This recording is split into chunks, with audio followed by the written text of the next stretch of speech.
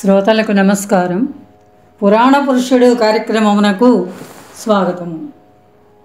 కంసుడు, చండకౌశికుడు, ముండకౌశికుడు ఈ విధంగా మాట్లాడుకుంటున్నారు.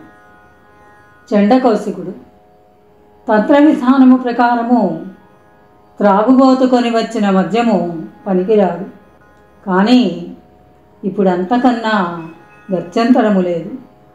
దీనిని కొనివచ్చువాడు నియమవ్రతుడు, ఆజన్మ బ్రహ్మచారి కావాలి.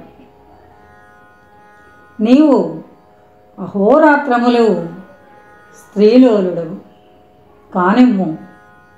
అవిధినాకృతం అకృతం ఎవనికెంత ప్రాప్తమో వానికంత సిద్ధి లభిస్తుంది. దీనికి కర్తృత్వము నాది కాదు కనుక ఫలము కంసునికి చెందుతుంది. సిద్ధిలోని బలాబలములు ఈ ముండకౌశికుని చెందుతాయి. ముండకౌశిక, మద్యముతో హోమము చేయు. కంస, ఇది నీ పానశేషము కాదు కదా. దోషమున్నచో 12 సంవత్సరముల లోపున మరణించగలవు. కంసుడు భయభీతుడై చిత్తము చిత్తము అన్నాడు. ముండకౌశికుడు మధ్య కలసము అందుకొని హోమము ఆరంభించాడు. మొదటి హవిస్సునకు చురచురమను శబ్దముతో గాలిలో ఒక గొడుగు వలె మంటలేచి బ్రద్దలై మాయమయ్యింది.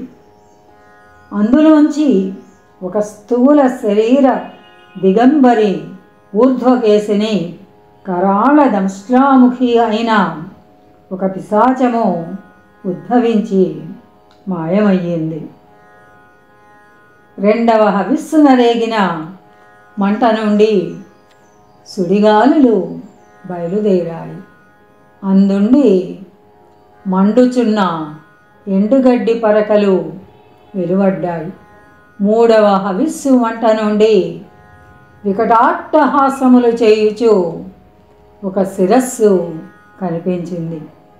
దాని కింద వేగముగా తిరుగుచున్న బండి చక్రము కనిపించి మాయమయ్యింది. నాల్గవ హవిస్సున ఒక పెద్ద కొంగ వంటి పిశాచము పుట్టి అదృశ్యమయ్యింది. ఐదవ హవిస్సు నుండి గాడిద తలతో ఒకడు, ఆరవ హవిస్సు నుండి ఆవుదూడ దేహముతో ఒకడు ఉద్భవించారు.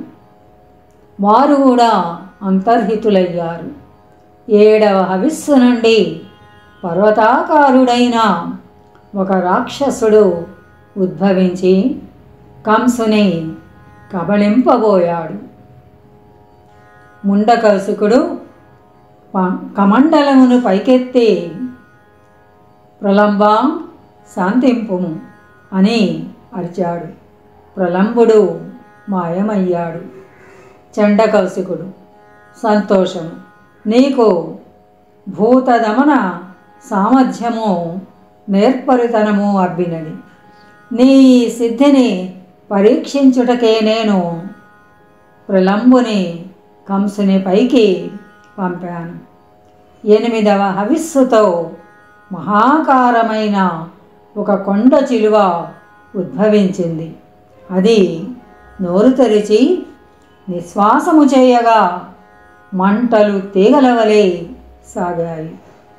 చండకౌశికుడు హోమము పూర్తి అయినది, ఇక చాలును. అధర్వణ గర్భములు 8 నుండి 8 మారణభూతములు ఉద్భవించాయి. దేవకి 8వ గర్భమున పుట్టబోవు వానిపై వీనిని ప్రయోగించుట నీ శిష్యుడగు కంసుని వినియోగ శక్తిపై ఆధారపడి ఉంటుంది. అతడు శీలవంతుడై మెలగినచో వీని వినియోగమునకు తిరుగులేదు. ఇందు మొదట ఉద్భవించిన పిశాచిని బాలారిష్ట స్వరూపిణి. ఆమెకు నెల పురుటి వయసు పిల్లలే ఆహారం. ఈ భూతములను ఒక్కమారు మాత్రమో కంసుడు శత్రు సంహారమునకై వినియోగించుకొనవచ్చు. ఈ కంసుడు నియమములేని క్షుద్రుడు కనుక ఒకమారు వినియోగముతో ఈ పిశాచములు అంతరించును. ముండకౌశిక, నీకు నేడు లభించిన సిద్ధి దాదాపు పరిపూర్ణము. నీవే మద్యము తెచ్చుకొని ఉన్నచో నిన్ను గెలవగలవాడు భూమండలమున ఉండి ఉండడు. నేపాల బ్రాహ్మణుడవు కదా, నియమముల తీవ్రత నెరిగిన వాడవని భ్రమపడితిని. ఎట్లయినను నీ వ్రతనిష్టకు మెచ్చాను. నీకు లోకాయతుడను బిరుద నామమును ప్రసాదించుచున్నాను. నీవా బిరుదముతో విఖ్యాతుడవు కాగలవు. నీ పేరు యుగాంతము ఉంటుంది. ఎంతకాలము నీవు ధైర్యముతో స్వతంత్రుడవై తిరుగుతావో అంతకాలము నీ సిద్ధులు నీకు ఉపకరిస్తాయి. ఒకరిని ఆశ్రయించితివో నీ సిద్ధులు అంతరిస్తాయి. పొట్టకూటికై ఈ సిద్ధులను అమ్ముకొనకుము. దేశద్రోహులైన యవన బర్బరులను పారద్రోలుడకై మహానుభావులకు క్షత్రియ సింహములు కోరి నిన్నాశ్రయించినప్పుడు మాత్రము వినియోగింపుము. వీని ప్రయోజనము వేద ధర్మరక్షణము, భారత ధర్మరక్షణము మాత్రమే అని మరువకుము. లోకాయతుడు ఈ సిద్ధులను పూర్వము వినియోగించిన వారు కలరా, లేక తామే సృష్టించితిరా? చండకౌశికుడు, మూర్ఖుడా, ఇవి కల్పాంత సిద్ధులు. సృష్టి ఉన్నంతకాలము ఇవి ఉంటాయి. ప్రజాపతి సృష్టిలో ఇవి ఒక భాగముగా ఉద్భవించాయి. ఇవి మహాస్త్రములకు వికృతములైన స్వరూపములు. బ్రహ్మానులు వేదహితము కొరకు పరసహస్రములైన వర్షములు తపస్సులతో తపించారు.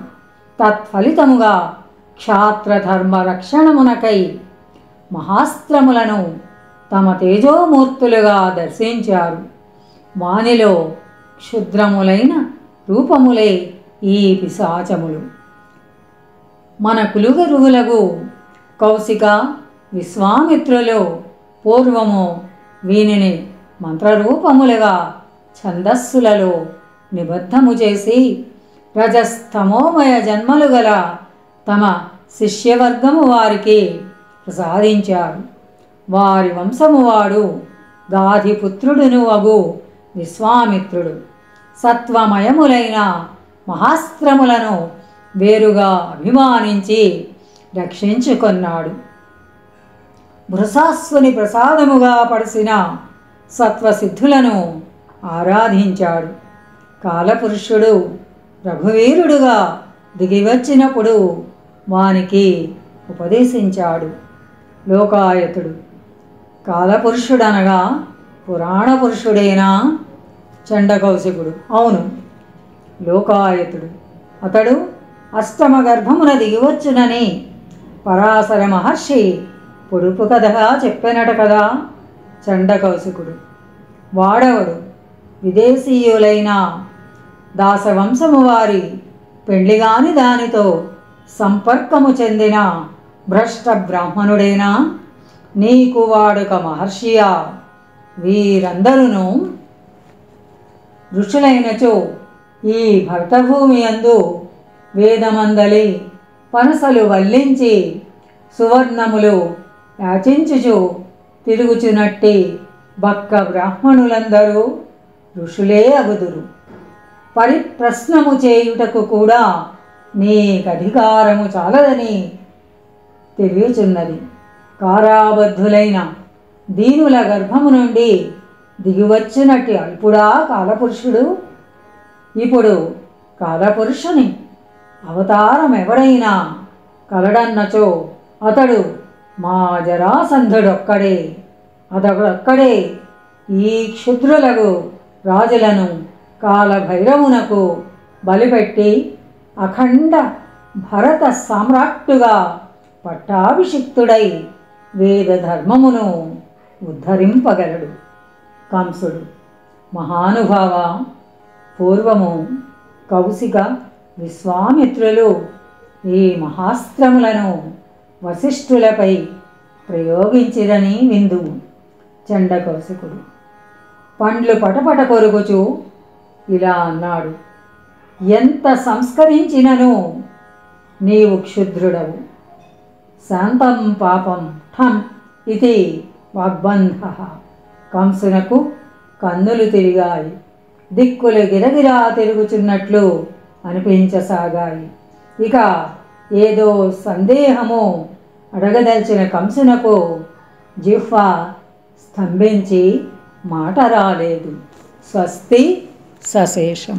మోహనవాణి తెలుగు పోడ్కాస్ట్ వింటున్న శ్రోతలందరికీ హృదయపూర్వక ధన్యవాదాలు. వినండి, వినిపించండి, వింటూనే ఉండండి మోహనవాణి తెలుగు పోడ్కాస్ట్. మీరు వింటున్నారు మోహనవాణి. మా కార్యక్రమాలు మీకు నచ్చితే ఇప్పటివరకు మా ఛానల్కి సబ్స్క్రైబ్ చేసుకోకపోతే వెంటనే ఈ క్షణమే సబ్స్క్రైబ్ చేసుకుని ఆ పక్కనుండే బెల్ బటన్ని మ్రోగించి అందరికీ షేర్ చేసి మీ విలువైన కామెంట్ను కూడా చేసి మమ్మల్ని ప్రోత్సహిస్తారని కోరుతున్నాను.